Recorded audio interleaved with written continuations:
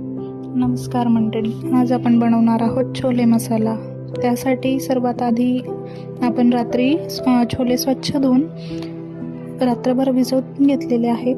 त्यानंतर कुकरमध्ये छोले टाकायचे आहेत, 2 तेजपान, पाणी आणि कुकर लावून घ्यायचा आहे। छोले शिजवताना मोठ्या आचेवर 1 शिट्टी घ्यायची, नंतर मंद आचेवर 4-5 शिट्ट्या काढून घ्यायच्या। छोले शिजतात तोपर्यंत फोडणी करूया। कढईत तेल, त्यात जिरं, कांदा सोनेरी होईपर्यंत परतून घ्यायचा आहे। नंतर टोमॅटो, नंतर घालायचे धनेपूड, मसाला, चटणी आणि ते छान परतून घ्यायचं आहे। नंतर थोडंसं बेसन पीठ घ्यायचं, जेणेकरून ग्रेव्ही एकजीव होईल, छोले वेगळे पाणी वेगळं असं होणार नाही। नंतर छोले घालूयात।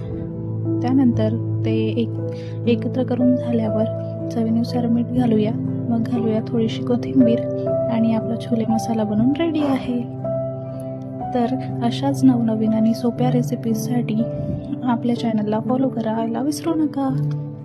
धन्यवाद।